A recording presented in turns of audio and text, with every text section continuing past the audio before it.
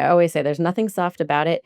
When you say human skills, I think people are like, "Well, I'm a human. I know what that is," but you don't. Like those are actually skills that you have to work and build just like the hard skills. And the human skills I think are so much harder. Like I always joke that I've worked with engineers for years and they always say that technology is so much easier than humans.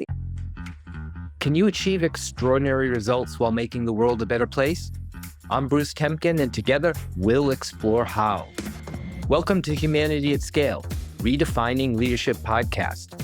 Join me as I speak with visionary leaders and top experts to uncover the secrets of humanity-centric leadership. Ready to rethink leadership? Let's dive in. Hello, and welcome back to Humanity at Scale. Work keeps speeding up. New tools, AI reshaping workforces, shifting expectations, constant change. But the way most organizations try to grow leaders hasn't kept pace. It's still workshops, programs, and one-off events that feel useful in the moment, but disappear the second things get messy. So for this episode, I want to pose a simple but critical question. What if leadership development were continuous and targeted, not episodic and generic? Few people have explored that idea more deeply than Heather Conklin. She's the CEO of Torch, where she helps organizations build coaching, feedback, and behavior-based support directly into the rhythm of work. Before that, she spent nearly a decade at Salesforce, including leading Trailhead, the company's learning platform used by millions, and creating their Associate Program Manager program to grow early career leaders. Heather, welcome to Humanity at Scale. Thank you so much for having me, Bruce. Now, you've worked across product, learning, and now leadership development. Before we get into the ideas, I want to understand the thread that runs through your career. How would Yeah. you describe the story of your professional career? Well, that's a great question. I feel like it's one of those things when you look back, you can see the thread, but you didn't really know it was building throughout the time. But when I look back on my career, I started directly out of undergrad at Accenture. I was in consulting because I didn't really know what I wanted to do, and found myself there learning a lot about technology. That's really where I learned tech. I didn't study things around engineering or tech in college, but got a wonderful crash course at Accenture and decided to take that into something else. And I didn't really know what the something else was at the time, but kind of stumbled on product management as a career, and I landed a job at Salesforce, where, as you said, I spent almost a decade working in product leadership roles, and so. I really love building technology. I love thinking about it all through the lens of what the person is on the other side who's going to use this technology. What are they really trying to do? What problems are most important for them to be solving? How can we do that in new and different ways? Like that's what I've always really loved about product management. And during my time at Salesforce, things really shifted for me, and where I started to really move more into this idea of leadership development was when I started our associate product manager program at Salesforce. And Brett Taylor, who's now chairman at OpenAI, he went on to be the co-CEO of Salesforce. When he became the chief product officer, I got a chance to sit down with him, and I just told him how I thought we could be working really differently as a product organization. And so out of that conversation, we decided to start this program. And I went into it really thinking I'm going to teach these new grads all about product management as a discipline and what do they need to do on the hard skills side of things. But quickly realized when they got there that that was only half of the equation, and we really needed to focus a lot on the soft skills side, as people call it, and in just like how do they show up at work and how do they work with other people most effectively. And so in that, we really got into coaching them and really getting into these interesting situations and helping them think about who they are as leaders and who they are as people at work. And that kind of got me, I got like bit by a bug at that point, and I really saw what an impact it had on them as far as how they show up at work, of course, but also just how do they show up in their lives. The work that we got to do together that was really based around like trust building and connection and getting to know yourself as a human at work just really changed changed everything. And so at that time, I knew I had to do something else with that. So that's what led me to the learning business at Salesforce. It was a very mission driven organization about helping people change the course of their careers through learning, and that was really exciting. But ultimately, what led me to Torch was just this desire to really go kind of all in on how do you build great leaders at scale, in the world, and think about how do we, create enough great leaders out in the world that can actually start to change the face of what's going on in organizations today, and really think about like a new generation of leaders that work differently than leaders have worked in the past, and are more focused on people as people and not just resources and a means to an end, and that is really like what's at the heart of everything that I do now. And again, looking back, I can realize where that all is a thread, but definitely didn't know that this is where I was going to find myself at the end. Yeah, the world always looks more organized looking back at where you are Yeah. than going forward. Before we go into the sort of where you're at today, I want to touch a little bit on the Trailhead experience. So, for our listeners who don't know, Trailhead is an amazing platform, right? It teaches millions and millions and millions of people what they need to know to be good with Salesforce, the Mhm. platform. Yep. It's probably the most well known, maybe even the best sort of technology based training platform that there is. So during your time there, what did you learn about training in scale, right? Because as opposed to your training for product managers, which is a relatively fixed group across Salesforce, you moved on to training millions and millions of people you'll never see, you'll never know, you'll never even hear from. Hmm. What was that experience thinking about the problem at that scale? Yeah. Well, I can't take credit for this. The initial idea with Trailhead was what if we make learning fun? Most learning for work is not that fun, unfortunately. And so the team who created Trailhead really thought very deeply about, someone who is, a busy professional day to day who does need to learn Salesforce skills, and could unlock a lot of future potential growth for themselves career wise if they do, but they aren't going to go and read long manuals and do all the old ways of learning that we've seen in the past. And so they made it fun, and it was lightweight, it was lighthearted, it just felt really different to people, and I think that was one of the biggest things that started to really attract people. So I think in product we use the term first principles thinking, and I think that was such a great example of that, where they didn't just take how we'd always learned and recreate it for Salesforce, content. They actually kind of like from the ground up said, what if we started from scratch today and made learning really fun? What would that look like? And so that was super effective. The other thing that I think was so such like a realization for me from all of my time at Salesforce, but definitely on Trailhead, was how important community is. So there's the learning part, where you're actually doing the work to learn the content yourself, but Trailhead did a lot to connect people, around like what badges are they earning, and what rank are they earning, and all these things where, you know, traditionally you just call that gamification. And so yes, there was the gamification element, but what was really cool was seeing how that created all this connection amongst our Salesforce community, and how people wanted to learn and share what they were learning and help each other through some of the harder courses that we had, all because we really leaned on the human connection around the learning, and that was really interesting to see. I think the last takeaway that I had, and again is part of my story now, is just that Trailhead and that style of, like, online learning and content online is so effective for hard skills. Like, you can go and learn how to be an administrator of Salesforce, and like that was what it was great at helping people do. But the soft skills side of things, how are you more empathetic as a leader? How do you, like, truly connect with your team?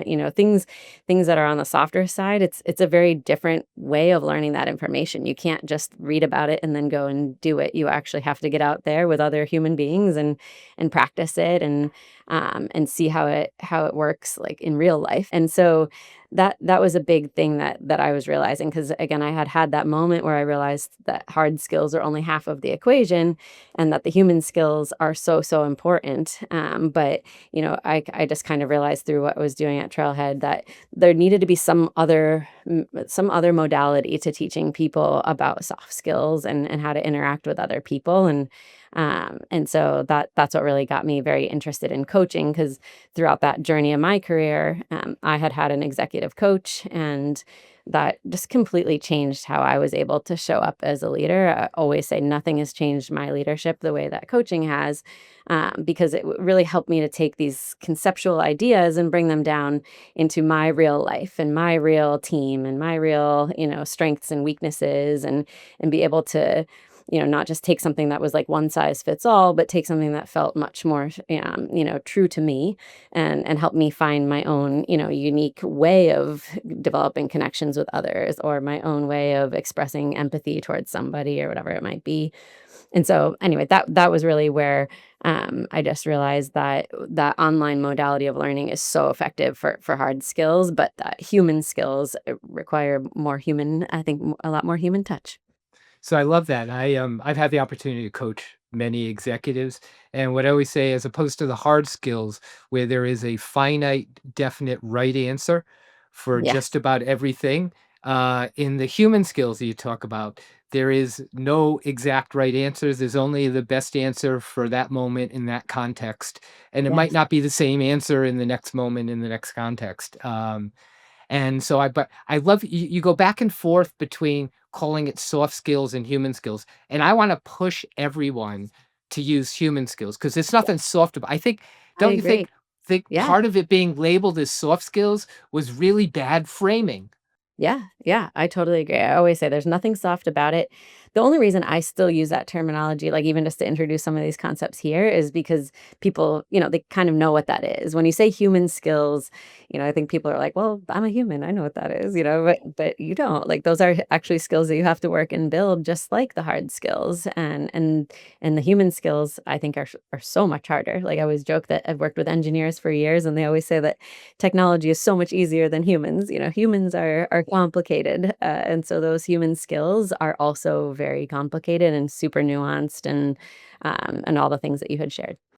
So when you think about the mismatch between the way the world is today in terms of trying to grow leaders, and sort of the vision and stuff that you're trying to accomplish with them, where's the mismatch? And let's just focus on those human skills, right? Yep. Because let's assume that the hard technical skills are covered somewhere. Where's the mismatch today in how organizations try and embed those human skills with their leaders? Yeah. Well, the unfortunate truth is I think most organizations kind of leave it to chance. And, I just don't see, with AI, for example, like people are spending so much money on the technology itself. There's so much, money getting spent on teaching people how to use AI. But so many companies are still missing the bigger picture, which is you have to have leaders and people who can be so adaptive and be able to even just continually navigate what is next, and the amount of uncertainty and kind of existential crisis that comes, with all of this as well.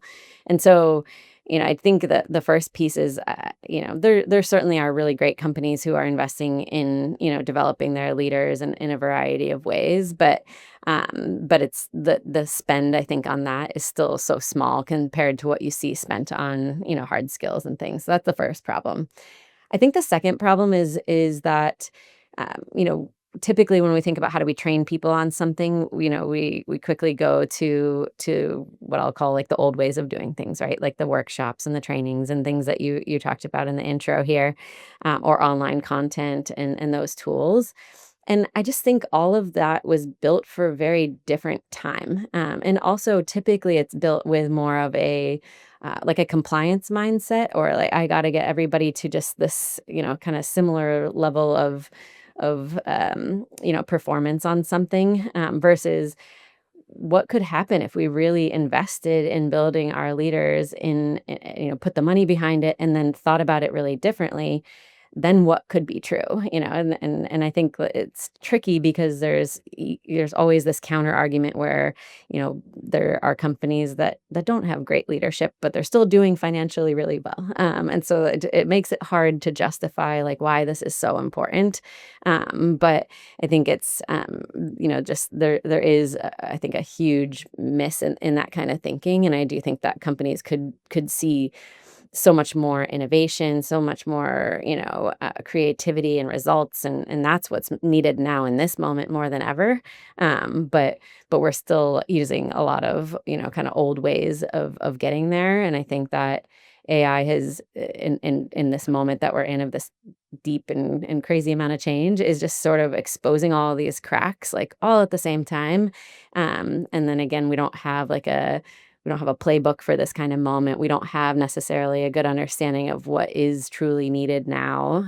And so companies are left to try to react very quickly. And the quickest way to react is to pull from the old, toolbox and the old playbook. And I think that's just going to continue to fall short. That's what I'm seeing when I look around. So we'll talk about AI in more depth in a second. But I want to talk about the effect of AI and help people, listeners, understand the case for a new, more modernized leadership development mindset and approach. So, what are the characteristics of the world? You talked about like pace of change, right? So, if someone thought that they were good enough at leadership development 5 years ago, what's changed today that you would say that makes them have to rethink that? How is the world operating at a different pace or a different environment that you think calls for this new model more? Yeah. I mean, I think when we think about leadership in general and how it's been defined and, what sort of examples we see of great leaders, over time in any variety of scenarios or industries, you're always looking at someone who's in control and they have the answers and, they are looked to provide the direction for everybody and they know where you need to go and we just need to get everybody, kind of like following that leader to certainty. And I think it's all based around also a model of just more stable times. It was easier in the past to know where to go and know what the playbooks were, and I think that those days are just so clearly gone. And in this moment, what is actually needed is not that kind of command and control, like rewarding certainty, rewarding, I don't know, like risk mitigation and things like that. We actually have to lean into some of the things that for years and years and years we've been taught are the bad ways of leading, where you actually have to be more collaborative with innovation. And especially with something like AI, the people who are the closest to the day-to-day work are probably the ones who have the answers about different ways to use it or not use it. And it's not going to come from, the top down as far as like where are you really going to be able to move quickly and truly innovate. And I think that's uncomfortable. I mean, even for me as somebody who like believes deeply in all of this, and I'm well versed in how much leadership does need to change and open to it, it still is really challenging because it makes you have to question, okay, well then what is my value as a leader if it's not to be the one, to know, and I can't just kind of execute on the examples that we've seen as what great leaders look like for years and years, like now what, and that is uncomfortable. Like humans are not great with change and not great with uncertainty, and that's what's all around right now. And so I think that it really is about this. I always have this idea of just like it's about like kind of flipping leadership and flipping organizations on their head almost in order to make real progress with AI. Because I think the ones that are afraid to take risks or afraid to experiment, or that they don't have a strong culture of collaboration and innovation, or they haven't figured out how to work across silos and teams, like all of these things again that have been very common in organizations for many many years. You could kind of work around it before, but I think now it really is kind of coming to a head, to a point where the companies who don't have cultures that support that are going to fall behind rather quickly now, with AI. So it's almost like there are two distinct things going on. One is that there's an entirely different role for leaders to begin with. So the leadership set of requirements is changing dramatically, and I think based on what you say, and I would agree with the expectations and needs are flowing much more from hard skills to human skills. So the Yes. portfolio of what a leader does is changing. At the same time, the environment in which the leader needs to operate is also changing, right? There's opportunities for different approaches, different techniques. They operate in a world where there's constant change. So all of that, right? And a lot of that's sort of making it crazy. So for Yeah. any leader to figure out where to go. Yeah. Um, so I want to lean into a little bit on the AI side. So you talk a lot about AI. I think you work around AI. How do you see AI both as because AI has two parts to this, or maybe more. One part is it's changing the way in which leaders need to operate, but the other way AI is AI can enable new leadership opportunities and leadership approaches. So when you think about AI, when it comes to like leaders and how they need to develop, how do you discuss it, and how do you think about AI in that context? Well, I definitely agree with what you said. It can definitely support leaders, for sure in developing their skills. There's a lot around AI coaching and, even just like I'm an avid Claude user, and I love using Claude and like having like a thinking partner and something to really like break things down or ask some questions and really kind of roll something over in a few different ways and get some gut checks and initial feedback and things. And so I do think that it is such a powerful tool. Um and so it does create, I think, a lot of opportunity there. But I do think the reality of what is challenging to lead through in this moment though is that each AI just affects everybody so differently, right? Whether it's different industries or different companies, different functions in a company, different levels. There's a lot that's coming out now about like the divide between who's excited about AI, like the top of the house or like the front line and teams, and there's a big mismatch on the level of excitement there. So that's really challenging generationally. I think it's very challenging. Like people who don't feel like they're really technical people, like it's even further challenged there, right? And so anyway, I say that because it's not like as a leader you can say, "Okay, all right, team, we're gonna go do AI," and you're gonna get everybody reacting similarly to that. Again, it does require a pretty like nuanced understanding of where different people are at, what their role and their day to day work really looks like. How do we need to rethink that work now with AI here? And that's a lot of work. Like that's a lot to hold as a leader, and I think that, when you're also holding your own maybe like uncertainty and reservations or, lack of knowledge about all of it at the same time, and then trying to guide other people through that, again, that is a lot for us to hold as people.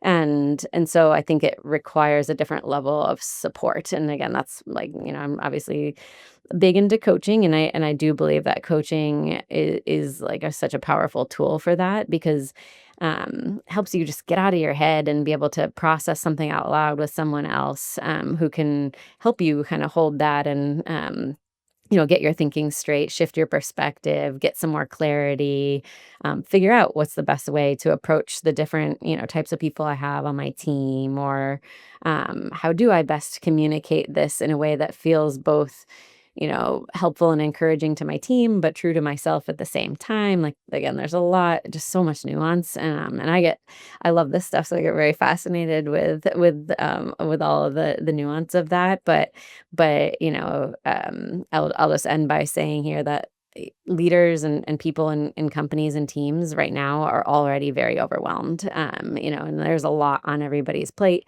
Most people are trying to do more with less right now, and so the collision of those two things at the same time of all of this extra work and thinking and burden, to just like figure out what to do with your people and your in the AI with your people alongside what's already been a very full and overwhelming plate of things that you're doing day to day. It's not a good combination. It is definitely very, very challenging. And so I just don't know that people have like the space even to be able to deal with all of that right now, and that is super challenging. If you're enjoying this episode, make sure to follow or subscribe so you never miss a conversation. We've got plenty more great stories coming your way. So, and I totally agree that the challenges that people face today are different and seemingly getting harder and harder over time.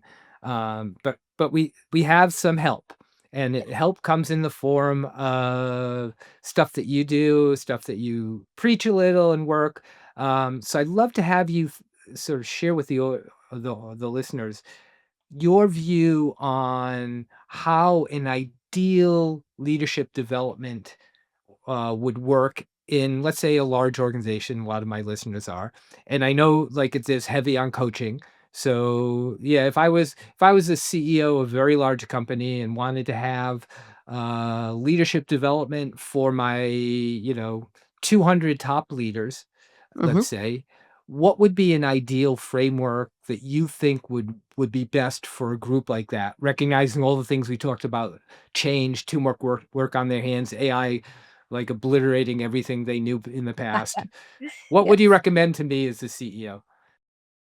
Well, first, I would say I think you have to get focused on what is it that you actually want most right now, right? What change are you trying to drive? What goal do you have that you want to mobilize those leaders around? And if you know what that is and you can, really like state it and kind of put it down onto paper, I air quote my paper, but write it down. Then I think you can say, okay, if that's what we really want, then what's most important for our leaders in order to achieve that? Like, what sort of behaviors do we need to see from our leaders? What sort of capacities do we want them to build to be able to really help us achieve those goals or realize that change that we're trying to drive? And so by getting really specific about it, then you take leadership development, which has often been more of what I always refer to as just as an individual development journey, typically, where you're either attending a training with kind of one size fits all content for leaders, and then you're trying to apply that to your day to day. Or maybe, traditional like coaching even is often just like I have access to a coach and I'm going to work on whatever I want to work on with my coach and see what happens. I think by getting a lot more focused about the kind of the problem you're trying to solve and what do you need from your leaders in order to get there is just a really critical step that's been kind of missed in some of the leadership development that I've seen. But then you have to help people like we were talking about before, like bring that down to reality for them and not just understand what you want, but help them figure out how do they actually put those things into practice with their real team and their real strengths and, development areas and the real, hectic nature of everyone's day-to-day life right now. And so being able to provide that individualized support to make sense of what you're asking, I think is a really critical piece. But again, this is all sort of like one directional from you as the CEO of your theoretical company down to the leaders, and you're telling them what you want. And I think that it's really important, and a lot of the data that I see from the companies that we work with, like people in general are craving clarity. They want to understand what you want. They want to understand what you need from them. And so I do think that clarity goes a long way, but it can't stop there. Like one of the things I always say is that I could give you the best coaching in the world toward those goals, but if the system that is surrounding those leaders isn't set up for success, then they're only going to be so successful. And this was something that I had learned even back when I created the associate product manager program at Salesforce, which was, we were giving them all the best practices and kind of putting them out into the teams and seeing what happened. But this kind of interesting side effect of creating that program was that we learned so much about what was happening in different parts of the product organization because it was a really large product organization, many thousands of people. And so we were suddenly hearing, kind of more of what is really going on in these teams and what are they or are they not doing. And then we could understand the patterns of strength that we had in the company and also some of the challenges and barriers to success that we had that we needed to address. And so this is why I think that kind of thinking about it as more of like you need a feedback loop. You need a two-way communication channel between the leadership of a company and the leaders and the day-to-day managers on the ground who are trying really hard actually to execute on what you want. But they know what's standing in the way of success. And so how can you provide a more kind of real time pulse on what's truly going on inside of the organization, like then I think you can get into a more iterative place of driving change where, you can be informed then back about what you're asking for them to do this one thing, and they're telling you here are the other things that are standing in the way. And so again, like companies we work with on like AI transformation, for example, they're asking people to become more adaptive and agile with AI and navigate this complexity. And we're helping to, coach their leaders to go and behave that way. But along the way, we're surfacing back insights about, it's not actually that they're resistant to AI or that, they're not adaptive. It's that they don't, there's bad communication happening. There's a lot of, organizational silos that are standing in the way of them being able to do what they need to do, or they don't understand the strategy. And again, then you can actually learn and understand what's going on. But all of this has to move at the same pace as the world is moving now, or AI is moving now. And that's why those old methods they fall down really quickly, is because, if you go and take 6 months to develop a training program, like the ship has already sailed at that point and everything has changed 6 months from now. Or if you wait 6 months to do an engagement survey, like you've already missed a whole lot of stuff that has happened in those last 6 months. And so some of these old point in time kind of methods are just not going to help us to keep pace and to help support people with that just constantly evolving nature of what's going on in companies today. Cool. So I'm going to stay in my role of the CEO of that large All right. company and say, Heather, you've really impressed me. So my next question is, and this is where you can sort of tell a little bit more about Torch, Yeah, right? I sure. give you freedom to talk about what would an engagement look like for a company like mine if I wanted to work with Torch? Yeah. We provide coaches. I know you mentioned like the 200 senior leaders. We can definitely coach at that level, and that's what people typically think of with coaching. But some of our best customers have actually realized how important it is to take that down into their organization and not just reserve it as like a benefit for the top of the house, which is typically how it has been used in the past.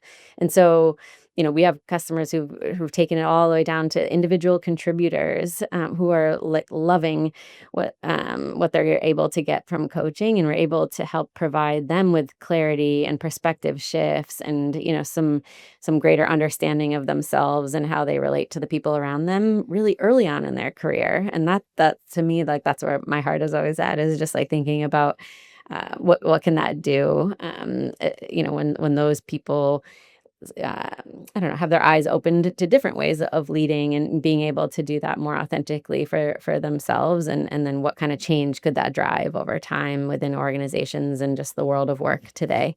But in any case, we would match your team members, whatever you choose, with great coaches. And so we have really great, what I have to call human coaches now.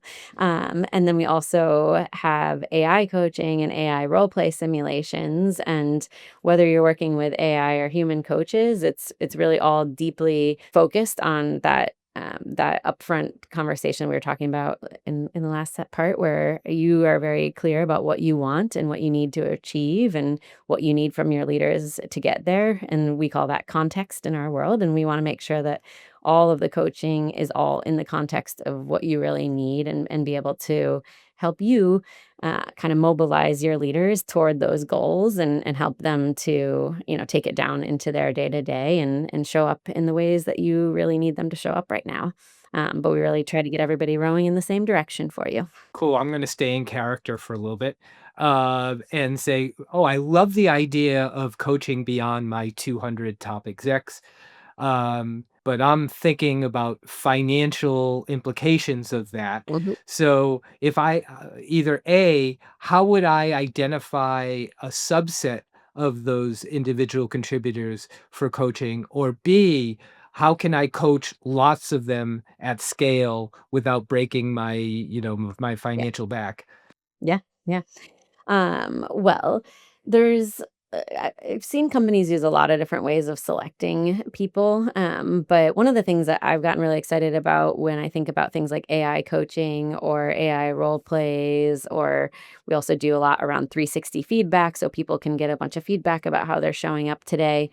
those things are really scalable. So you could definitely put a lot of people onto that and get them, just more familiar with the concept of what coaching is or how they're thinking about themselves as a leader, like create some awareness to begin with.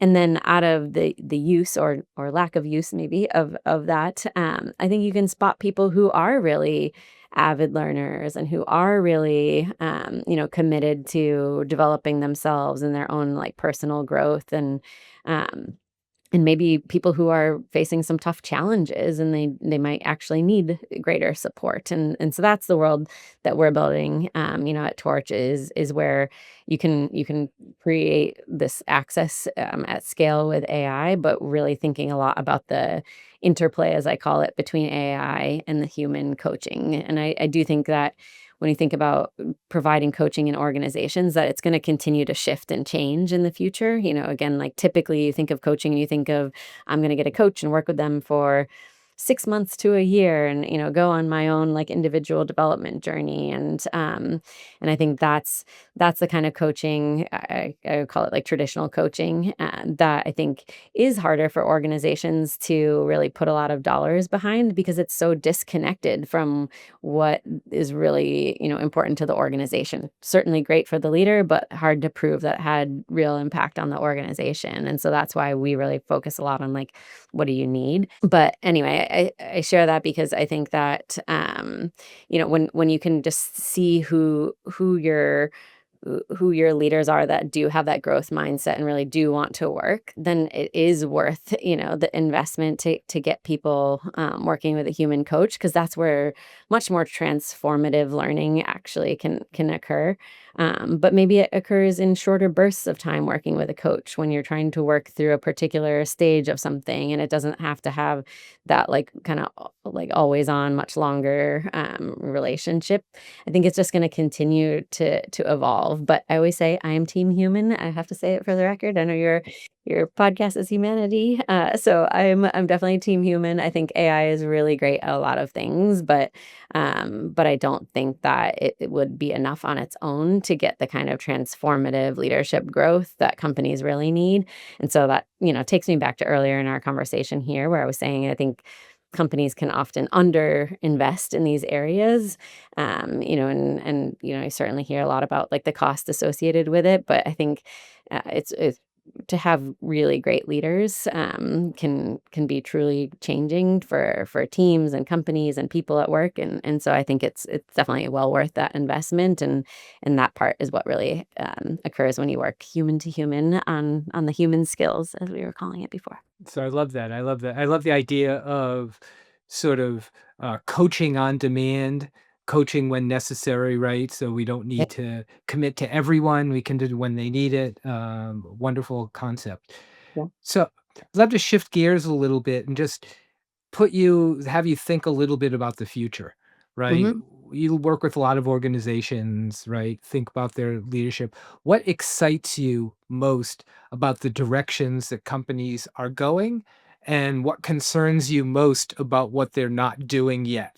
I don't know if it's necessarily from companies specifically, but I do feel like there's this growing awareness that soft skills are actually really critically important. And I see a lot around that right now. And I think, whether you're talking about trust or connection or belonging on teams or just how do you really innovate and see real creativity and growth from people.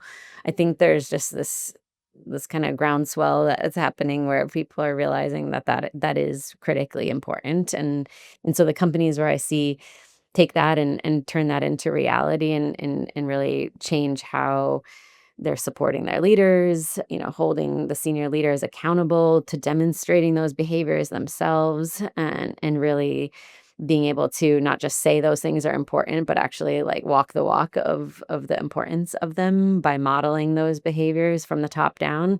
That's where, that is really encouraging. And I hope that so many more leaders and companies start to do that. That said, I think on the flip side of what is most concerning, tech is making, makes people very lonely. And it is creating a lack of human connection where I think people really, really need it. And so, companies are, even when you were the theoretical CEO, you're asking about how can you scale with technology, and that is obviously like just a very well-worn path in everybody's brain right now, and that's what everybody's thinking about. But I get scared about how far we go down that path, and where do we actually lose like the human connection that we truly do need. I think until AI is completely running every company, hopefully people realize that people are really important, and how I want more of them to understand how important that, like, the human connection actually is in people doing great work, and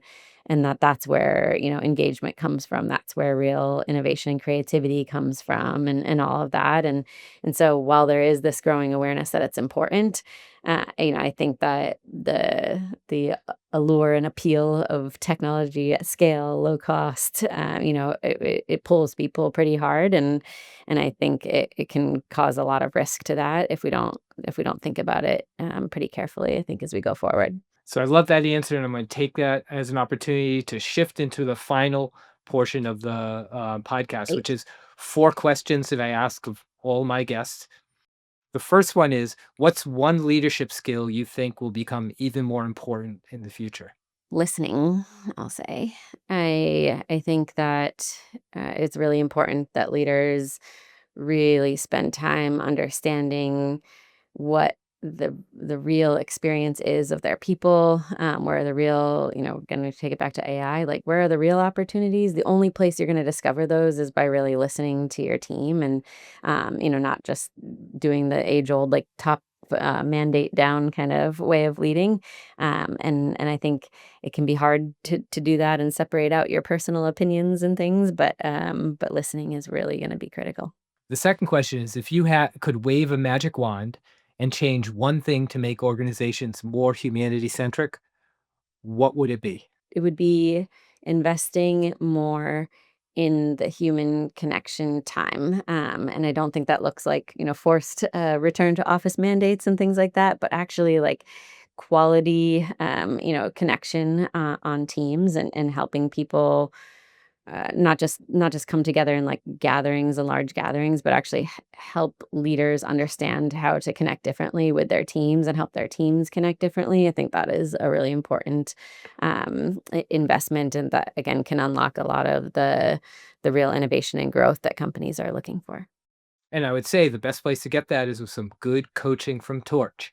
So, It's one way. whoa. What's one final piece of advice you'd like to leave with our listeners? How you can model, what sort of behaviors you really want to see. Again, I think we conceptually understand a lot of these things about what leadership might need to look like, or what, companies might need to do. But do a gut check with yourself, every now and again. What based on what's important to you in leadership, or what's important to your company, or what you think your team really needs from you right now. Like, how are you actually, like, showing up and modeling what is really needed, and is that staying true to yourself? Is that staying true to what your company really needs from you, or your team really needs from you right now? But I think it's so easy to get into, habits and rhythms of things, and become a little bit mindless about it. So the more mindful leadership, where you are really thinking about, am I leading from the front, like showing everybody what great looks like, and if not, like, how can I start to course correct in some ways here and now, before those turn into habits across your whole team, because they do quickly turn into habits, based on what people are seeing from you as a leader. Great. And finally, for people who are interested in learning more about you or about Torch, where's the best place for them to go? Yeah, we can definitely connect on LinkedIn, and that is a great place to find me personally. And Torch, we're at torch.io, and you can come and check out our website. Lots of good info out there about what we do, and obviously our teams would love to talk to you if you want to dive in further. Great. Awesome. Thanks for joining me on the show, Heather. Yeah, thank you so much, Bruce. Appreciate it. Well, I hope you enjoyed our conversation with Heather Conklin. Now let's dive into the after show, a segment where I'll reflect on the key takeaways from this episode.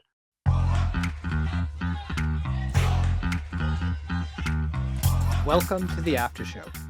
What really struck me in this conversation is how clearly Heather shows the widening gap between the world we're leading in and the way most organizations still try to develop their leaders.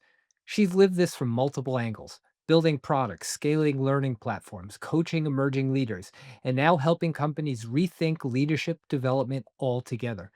You can feel that her views come from watching real systems break under pressure and rebuilding them with people in mind. Here are 5 takeaways that stood out to me. The first is that hard skills scale beautifully online, human skills don't. When Heather reflected on her time running Trailhead, she highlighted why online learning works so well for hard skills. It's fun, gamified, community driven, and teaches concepts with clear, right answers. But then she contrasted that with what she called the human skills: empathy, connection, presence, navigating tension. You can't just read about those.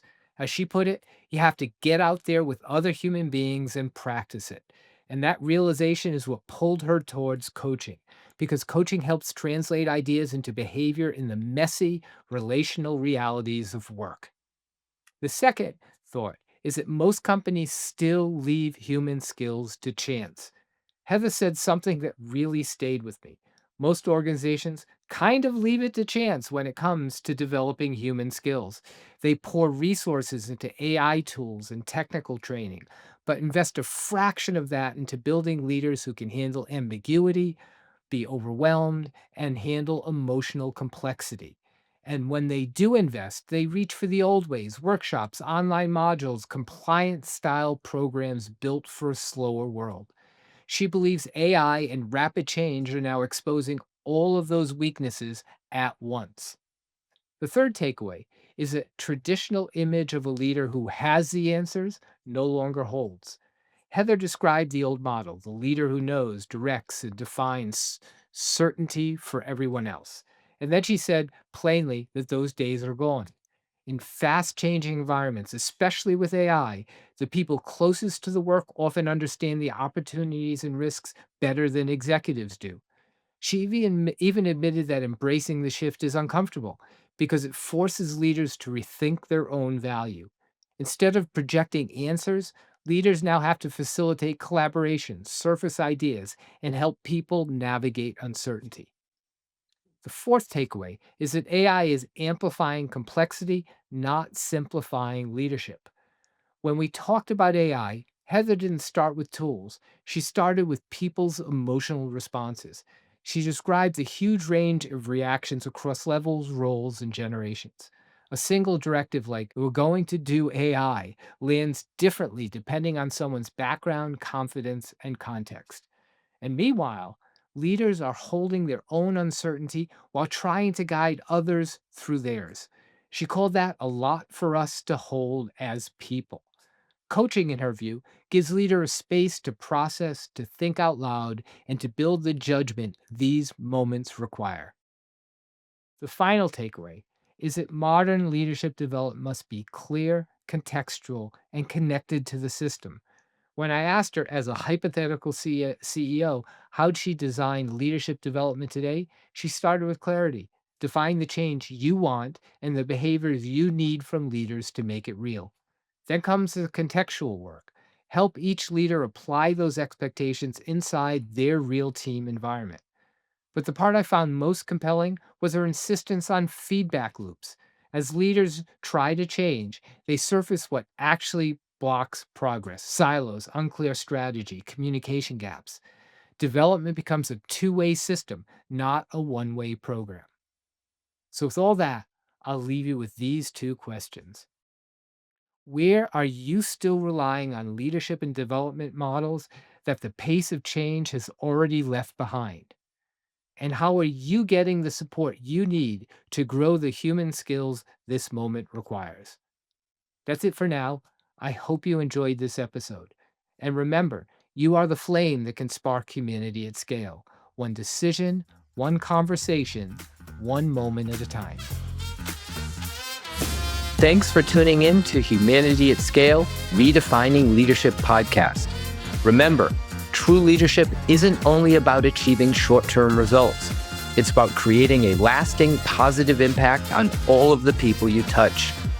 Join me next time as we uncover more insights and strategies for humanity-centric leadership. Until then, I'm Bruce Temkin, encouraging you to lead with purpose and empathy and to be the spark that elevates humanity at scale.